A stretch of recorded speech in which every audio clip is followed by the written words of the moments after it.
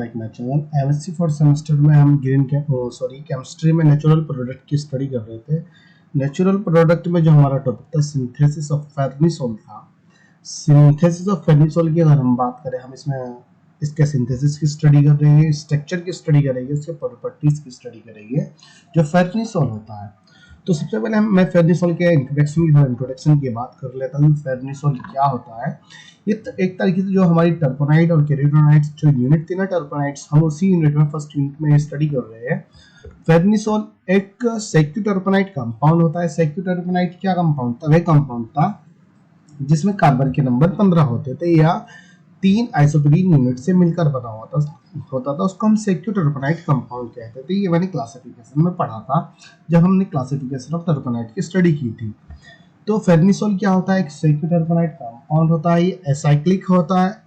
Acyclic होता है। Acyclic का मतलब होता है इसमें साइक्लिक रिंग प्रेजेंट नहीं होती है। साइक्लिक सेक्यूटर्पिन अल्कोहल होता है। ये अल्कोहलिक भी होता है क्योंकि इसमें ऑक्सीजन भी प्रेजेंट होता है, जिसके वजह से अल्कोहलिक होता है।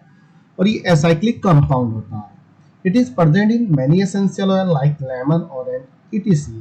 उसने कहा कि जो फेर्निसोल होता है ये एक टाइप का क्या होता है, ऑयल में प्रेजेंट होता है। जो वेजिटेबल्स होते हैं ना, वेजिटेबल्स के जो लेमन होता है, जो नींबू होता है, ऑरेंज संतरा होता है, और अदर वेजिटेबल्स होती है जो उनसे एसेंशियल ऑयल को एक्सट्रैक्ट किया जाता है, उसके ऑयल में ही फेर्निसोल प्रेजेंट होता है। इसका यूज मोस्टली मेडिसिन में किया जाता है। मेडिकल इंडस्ट्री में हम इसका यूज करते हैं जो फेर्निसोल होता है।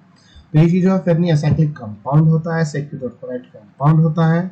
लेमन तथा ऑरेंज से एक्सट्रैक्ट किया जाता है, एसेंशियल ऑयल से एक्सट्रैक्ट किया जाता है। इसका यूज मेडिसिन में किया जाता है। इल्यूसिट्रेशन स्ट्रक्चर ऑफ फेर्निसोल की अगर हम बात करें, जो फेर्निसोल का इल्यूसिट्रेशन स्ट्रक्चर होता है, तो सबसे पहले हम बात करते हैं on the basis of analysis of molecular weight.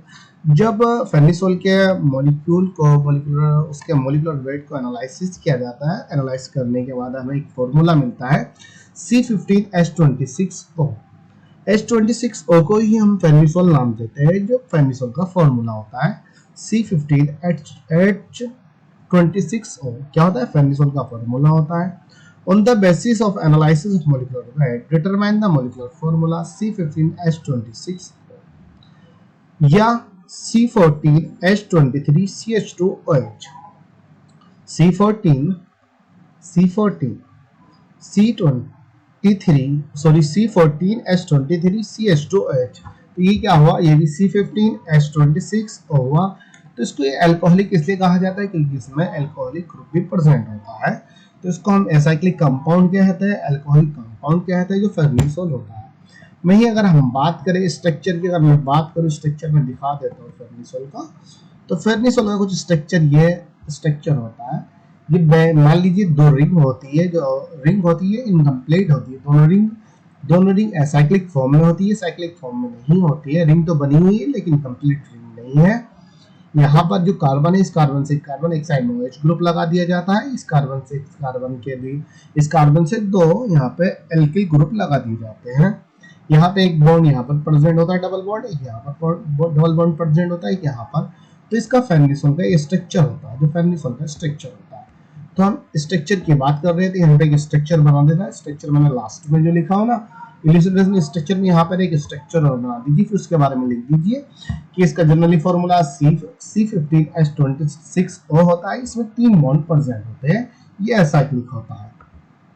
वहीं बात करते हैं डिटेक्शन ऑफ अनसैचुरेशन। अब देखिए जो फेर्निसोल होता है, जब इसमें 3 डबल बॉन्ड प्रेजेंट होते हैं तो इस कंपाउंड में अनसैचुरेशन प्रेजेंट होता है, जिसकी वजह से हम इसको अनसैचुरेटेड कंपाउंड कहते हैं। अब जब इसी अनसैचुरेशन को दूर किया जाता है, जिसको हम केमिकल प्रॉपर्टीज भी कहते हैं, तो इन अनसैचुरेशन को दूर करने के लिए उसको सैचुरेशन कंपाउंड में कन्वर्ट किया जाता है। सैचुरेशन कंपाउंड में कन्वर्ट किया जाता है। इसके लिए अलग अलग रिएक्शन दिए गए हैं। तो कुछ रिएक्शन की मैं बात करता हूँ।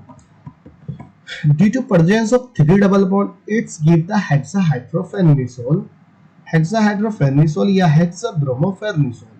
उसने कहा कि due to presence of 3 double bond, 3 double bond की प्रेजेंस के दौरान, 3 डबल बॉन्ड फेर्निसोल में प्रेजेंट होते हैं, उसके दौरान ये एक तो हेक्साहाइड्रोफेर्निसोल कंपाउंड देता है, दूसरा हेक्साब्रोमोफेर्निसोल कंपाउंड देता है। मान लीजिए यदि उसके 3 हाइड्रोजन के मॉलिक्यूल के साथ रिएक्शन कराई जाती है, मान लीजिए हाइड्रोजन के नंबर इसमें 6 होते हैं या 3 मॉलिक्यूल ऑफ हाइड्रोजन होते हैं, तो इसके रिएक्शन के बाद हमें हेक्साहाइड्रोफेर्निसोल देखने को मिलता है, जिसको हम सैचुरेटेड कंपाउंड भी कहते हैं। C15H30H32O होता है, ये आप कह सकते हैं C15H29CH2OH, ये अल्कोहलिक हुआ, तो सैचुरेटेड अल्कोहलिक कंपाउंड होता है, सैचुरेटेड फेर्निसोल होता है। ये अनसैचुरेटेड कंपाउंड से सैचुरेटेड कंपाउंड में कन्वर्ट हो जाता है। वहीं अगर हम बात करें जब इसकी ब्रोमीन के साथ रिएक्शन कराई जाती है तो हेक्साब्रोमोफेर्निसोल हमें मिल जाता है देखने को। यहाँ पे फेर्निसोल होता है, C15H26O होता है, कैटलिस्ट ब्रोमीन के साथ 3 मोल ऑफ ब्रोमीन के साथ रिएक्शन कराई जाती है, 3 मोल होते हैं ब्रोमीन के साथ। 2 ब्रोमीन आपस में कंबाइन करने के बाद 1 मॉलिक्यूल बनाती है ब्रोमीन का। एक मॉलिक्यूल के 1 मोल की बात करें, 1 मॉलिक्यूल की अगर हम बात करें, जब 2 ब्रोमीन आपस में कंबाइन करती है तो 1 मोल होता है। इसी प्रकार से हाइड्रोजन वन मॉलिक्यूल, अगर हाइड्रोजन के मॉलिक्यूल की बात करें, जब 2 हाइड्रोजन आपस में कंबाइन करती है, एक हाइड्रोजन मॉलिक्यूल होता है। और एक हाइड्रोजन सिर्फ एक एटम, अगर हाइड्रोजन के नंबर 1 होता है तो उसका हाइड्रोजन एटम कहते हैं। ब्रोमीन 1, अगर एक ब्रोमीन है तो ब्रोमीन भी 1 एटम होगा। तो यहाँ पे जब ब्रोमीन के साथ कैटलिस्ट के माध्यम में रिएक्शन कराई जाती है, हेक्साब्रोमोफेर्निसोल हमें देखने को मिल जाता है। तो ये क्या है, एक तरह की केमिकल प्रॉपर्टीज भी हो जाती है और ये अनसैचुरेशन को भी डिटेक्ट करती है कि अनसैचुरेशन फेर्निसोल में प्रेजेंट होता है, जिसकी वजह से सैचुरेटेड कंपाउंड में कन्वर्ट हो जाता है। फेर्निसोल रिएक्शन विद ऑक्सीजन, अब उसने कहा कि जो फेर्निसोल होता है, फेर्निसोल की रिएक्शन ऑक्सीजन के साथ भी कराई जाती है। जब ऑक्सीजन के साथ इसकी रिएक्शन कराई जाती है तो यहाँ से हमें एक एल्डिहाइड कंपाउंड देखने को मिल जाता है, जहां से वाटर तो रिमूव हो जाता है, ये जो रिएक्शन होती है मैग्नीज ऑक्साइड की प्रेजेंस में कराई जाती है। C15H24O हमें देखने को मिलता है। अगर जनरली अगर हम बात करें, C15H23CHO भी हम कह सकते हैं, सॉरी C14H23CHO एल्डिहाइड ग्रुप भी हम इसको कह सकते हैं। जब फेर्निसोल की रिएक्शन मैग्नीज ऑक्साइड की प्रेजेंस में ऑक्सीडेशन कराया जाता है तो 1 मोल वाटर के रिमूव हो जाते हैं, 1 मोल वाटर के रिमूव हो जाते हैं, मतलब एक H2 का मॉलिक्यूल वहां से रिमूव हो जाता है, वाटर रिमूव हो जाता है। उसके बाद हमें एल्डिहाइड कंपाउंड देखने को मिल जाता है, जिसको हम एल्डिहाइड फेर्निसोल कहते हैं। एप्लीकेशन ऑफ फेर्निसोल की अगर हम बात करें, एप्लीकेशन या यूजेस ऑफ फेर्निसोल की अगर हम बात करें, फेर्निसोल का यूज परफ्यूम इंडस्ट्री में भी किया जाता है। जो परफ्यूम इंडस्ट्रीज होती है उसमें फेर्निसोल का यूज किया जाता है।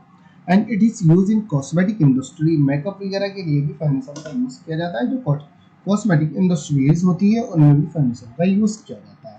वही सिंथेसिस ऑफ फेर्निसोल की अगर हम बात करें, जो फेर्निसोल होता है, फेर्निसोल को किस तरीके से सिंथेसाइज किया जाता है, यहाँ पे एक कंपाउंड लेते हैं जिसको हम गिरेनियल एसीटोन कहते हैं। यहाँ पर एक कार्बन होता है, कार्बन के साथ ये ऑक्सीजन कंपाउंड यहाँ पे अटैच होता है, यहाँ पे CH3 होता है इस कार्बन में, CH3CO, यहाँ पे CH2 होता है, CH2 होता है, यहाँ पर CH होता है, यहाँ पर जस्ट C होता है, यहाँ पर एक एल्किल ग्रुप होता है, यहाँ पे CH2, यहाँ पर CH डबल बॉन्ड C, यहाँ पर जस्ट C होगा, यहाँ C इस कार्बन से 2 एल्किल ग्रुप यहाँ पे कंबाइन होते हैं, जिसको हम गिरेनियल एसीटोन कहते हैं। गिरेनियल एसीटोन वही चीज है जो, जैसे मैंने स्ट्रक्चर अभी फेर्निसोल का स्ट्रक्चर बताया था, ये मान लीजिए एक हमें एसाइक्लिक रिंग बनानी है, 1 carbon 2 carbon 3 carbon 4 carbon 5 6 7 8 9 carbon, 9 का 1 2 3 4 5 6 7 8 9 कार्बन की एक एसाइक्लिक रिंग बनानी होती है, जिसमें 2 बेंजीन रिंग इंक्लूड होनी चाहिए। 2 बेंजीन रिंग की शेप आनी चाहिए, मतलब कंप्लीटली बेंजीन की रिंग नहीं होती है, लेकिन शेप बेंजीन की रिंग की तरह ही होती है, लेकिन एसाइक्लिक होती है। 8 बेंजीन की रिंग होती है, सॉरी 8 कार्बन वाली, 8 कार्बन में होती है। इस कार्बन के साथ ऑक्सीजन यहाँ पे अटैच कर दीजिए, यहाँ पे कार्बन के साथ यहाँ पे एल्किल ग्रुप प्रेजेंट होता है।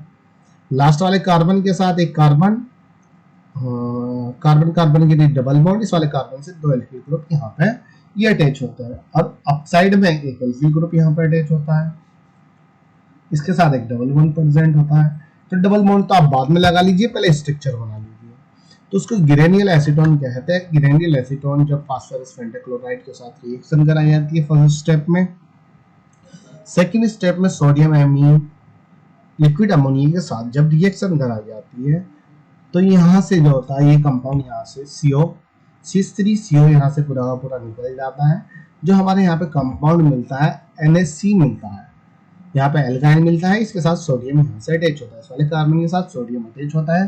तो सोडियम डेरिवेटिव कंपाउंड हमें मिल जाता है गिरेनियल एसीटोन की जगह गिरेनियल सोडियम गिरेनियल, यहाँ पे एक डेरिवेटिव कंपाउंड हमें मिल जाता है जो कंपाउंड होता है। यहाँ पे NH2OH sodium NH3 CH3NHOH CH3NHOH यहाँ से निकल जाएगा, CH3NHOH यहाँ से निकल जाता है। यहाँ पे हमें ये कंपाउंड देखने को मिल जाता है। जब इसकी रिएक्शन अगर हम बात करें इथॉक्सी क्लोराइड के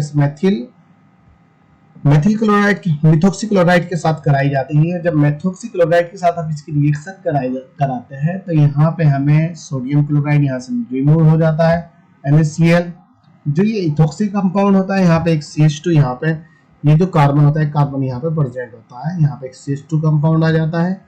फिर यहाँ पर एक CH2 के बाद यहाँ पर OH हमें देखने को मिल जाता है, एक हाइड्रोजन वाला होगा तो यहाँ पे 2 CH2 ये यहाँ पर लग जाते हैं, यहाँ पे हाइड्रोक्सी ग्रुप हो जाता है। ये वाला कार्बन तो एसिडिटी ये यहाँ पर ही है, इसके साथ ये डबल बॉन्ड एसिडिटी यहाँ पर प्रेजेंट होता है, जहाँ पे हमें ये कंपाउंड देखने को मिल जाता है। इस कंपाउंड में यहाँ सोडियम क्लोराइड निकल जाएगा, एक कंपाउंड यहाँ मिल जाएगा हमें CH2 एक CH2 यहाँ पे, एक CH2 यहाँ पर, ये रहा एक CH वाला कार्बन तो ये हुआ, यहाँ पर CH2 आया, यहाँ पर CH आया है, यहाँ पर CH2 आया है। और CH2 तो एक हाइड्रोजन इसके पास, इस वाले कार्बन के पास भी तो एक हाइड्रोजन यहाँ पर गया है, तो यहाँ पे हाइड्रोजन की जो नंबर होता है बैलेंस हो जाते हैं। यहाँ इस वाले कार्बन के साथ हाइड्रोक्सी ग्रुप यहाँ पे अटैच हो जाता है। जब इसको काउंट करोगे ना आप तो ये बैलेंस हो चुकी है। इस कार्बन के पास एक हाइड्रोजन जाएगा, इस कार्बन के पास एक हाइड्रोजन जाएगा, यहाँ पे CH2 आ जाएगा, यहाँ पे OH आ जाएगा, तो 5 कार्बन पूरे के पूरे हो जाते हैं। C2H5 इथॉक्सी यहाँ पे अटैच हो जाता है, यहाँ पे हमारा एक कंपाउंड ये बन जाता है हमारा कंपाउंड। यहाँ पे डबल बॉन्ड प्रेजेंट होते हैं। फिर इसकी रिएक्शन हम लिथियम एल्युमिनियम हाइड्राइड के साथ कराए जाते हैं। लिथियम एल्युमिनियम हाइड्राइड तथा आयोडीन के साथ इसका रिडक्शन जैसे हम कराते हैं तो यहाँ पर जो यहाँ से एक बॉन्ड होता है ब्रेक हो जाता है, बॉन्ड की जगह यहाँ पर एक आयोडीन का नंबर अटैच हो जाता है। हाइड्रोजन आयोडाइड यहाँ से रिमूव हो जाता है और आयोडीन यहाँ पर अटैच हो जाती है, जहाँ पर हमें कंपाउंड ये देखने को मिल जाता है। ये कंपाउंड मिल जाता है। वहीं अगर हम जब इसकी रिएक्शन डाइमेथिल कॉपर लिथियम के साथ कराई जाती है, कॉपर लिथियम के साथ कराते हैं हम, डाइमेथिल कॉपर लिथियम के साथ जब रिएक्शन कराई जाती है मेथिल आयोडाइड निकल जाता है, मेथिल आयोडाइड निकल जाता है। यहाँ पर एक एल्किल ग्रुप यहाँ पे अटैच हो जाता है, इस वाले कार्बन के साथ एक एल्किल ग्रुप अटैच हो जाता है, मेथिल आयोडाइड यहाँ से रिमूव हो जाता है। यहाँ पे सैचुरेशन ही होता है, यहाँ से सिर्फ आयोडीन रिमूव हो जाती है। ये hydroxy group as it is यहाँ पर रहता है, जिसको हम फेर्निसोल कंपाउंड कहते हैं। तो हमें कंपाउंड मिल जाता है।